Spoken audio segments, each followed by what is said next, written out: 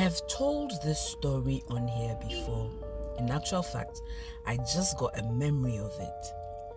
But that was before TikTok was allowing 10-minute videos, 15-minute videos. And so it was in 3 parts. But because I know how much you people like Spiritus Santos, story time. Years ago, look, this Spiritus thing, I start some chill. So a group of African American students reached out to me because they were coming into Ghana to come and do shoot a documentary on, what was it? It was African traditional religion versus Christianity. And so they needed like a guide who would take them to recognized shrines, voodoo practitioners, diviners, that kind of thing. Okay? Now, because I spoke the language and because of my interests, I was recommended to them. So yes, I was their guide. Now look, people, we went to several, your popular shrines, we went to Nana Kweku Bonsam, we went to we went round. Now, when I say Nokuyeje, it is this was my very first experience of Nokuyeje. We went round now to places that we were told that the diviners or the spiritualists will not allow for us to film. We had a story ready. I'd go with a hidden camera and I'll have some story. Either I have a husband who's cheating on me or some man, the usual stories, just to be able to film. And I'd have a hidden button camera and mic, so I'd go and look. We went to places. And yes, that's how I know that yes, there are places that actually have things, and there are places that some of your people, I'm not here to mention names, I will not. Anyhow, so Charlie, we were going. Now we're told of an old lady called Afio in Labadi, near the Olympia side, right? Frankly, we were told that, look, as for Afio, there was no way she was going to allow for us to film her. So as usual, the plan was hidden camera, hidden microphone, go with one story, tell the story, film, and leave. Okay. Now, indeed, we went to Afio. Look, I'm telling you that I remember where we went to see Afio at. Afio space, it wasn't even a room. I'd call it like a corridor, like a cubicle type of thing. Dark, she had no skulls, there was no blood there were no statues, it was a simple, dark, long, so imagine container powder, cubicle, long cubicle, bare floors, and she was sitting at the end of the corridor, right? At the end of the cubicle. Of course, she had an entrance, so when we got to the entrance, when I got to the entrance, because the crew wasn't going in with me, when I got to the entrance, I removed my slippers and I entered.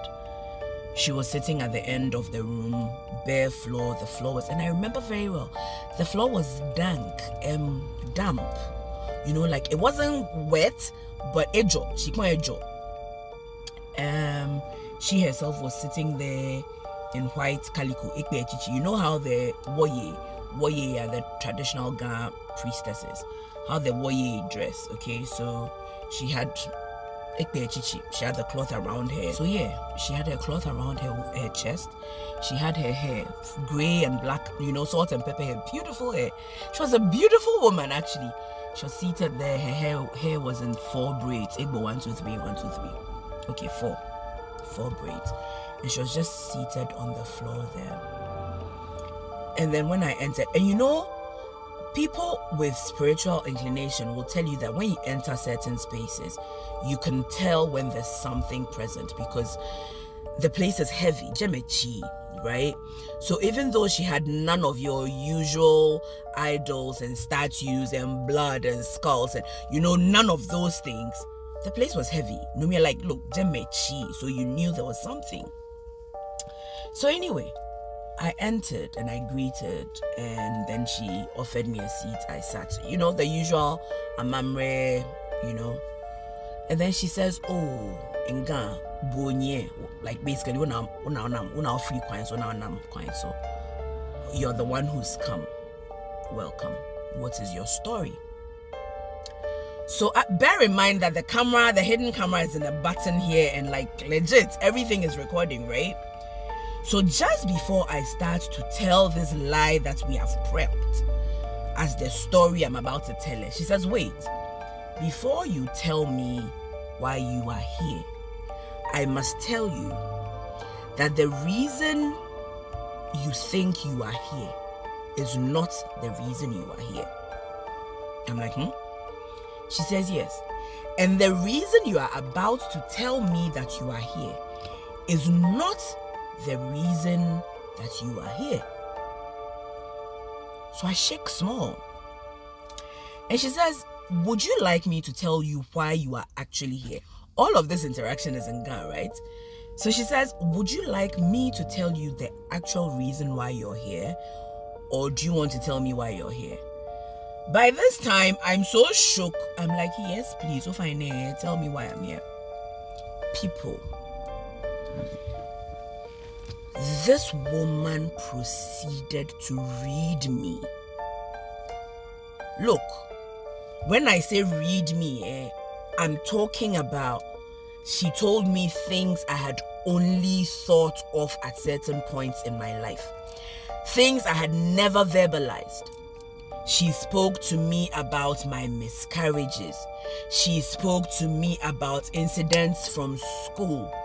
Like this woman read me. And then she said to me, now I can tell her the reason why I am here.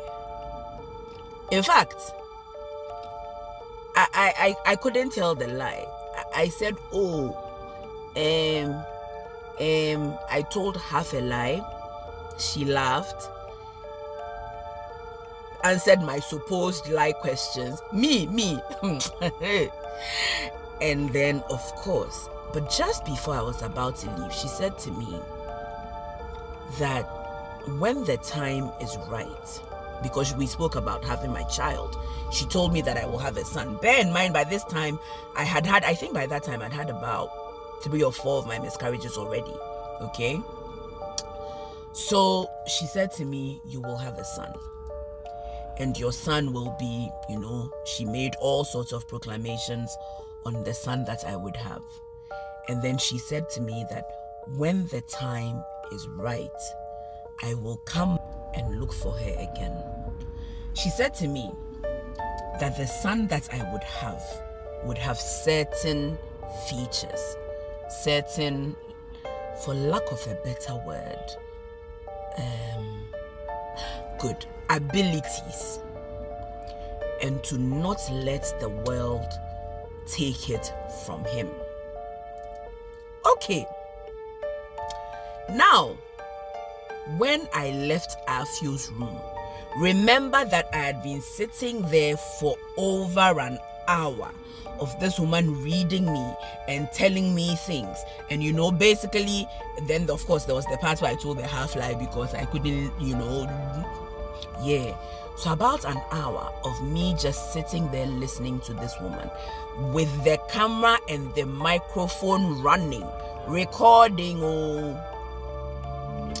People, when I left and I went back to the African American crew, the students, with the camera and the microphone, please tell me why there was a whole hour of what in film terms is referred to as Rasta. When first, I don't know if it still happens. First, when before GBC comes on, when you turn on your TV, there's there's black and white spots. Yes. All of Afio's recording was shh, Rasta. Okay. In fact, that was when I said, you know what, the documentary I won't do again. I said, the documentary I won't do again. Look, that experience shook me, scared me. I said I won't do again. So yeah, I left the crew. They did what they had to do. They left the country and went. Years later, after my divorce, 7 miscarriages later, I get pregnant. I have a son. And look, the features that Afio mentioned that the son will have in the early days. Look, my family members will tell you that when my son was born, you could literally see his third eye. Like, would take photos and this part would be lighter than the rest of his face. My mother nicknamed him Man of God as a baby. My mother would say, my man of God, my man of God. I say you would take pictures and you would see this place bright as a baby. Okay. As he grew, he would say things, I don't want to give too much details because I need to protect him. But everything that Afio said was who my son was. Somehow, I had buried the memory until an incident happened in South Africa. And I remembered, and when we came back to Ghana, I started to look for this woman. People, I say me, I know exactly the turns that we took from Olympia, left, right. I know exactly where. People, I have searched for Afio for I don't know how many years. Nobody seems to have heard of her. Nobody seems to know of any in that area. Like, look, I have spoken to Woye, that's Ghana traditional priestesses. The Woye that I run into, I have asked the La ones. Nobody seems to have heard or knows of this old woman till today. So when I come to you and I say Noko Yejin, please believe me, the things that I have seen, the things that I have experienced, the things that I know give me conviction to tell you that Noko Yejin. Now, like I always say, guard your heart, guard your essence, guard your spirit, and stay safe out there. Love you.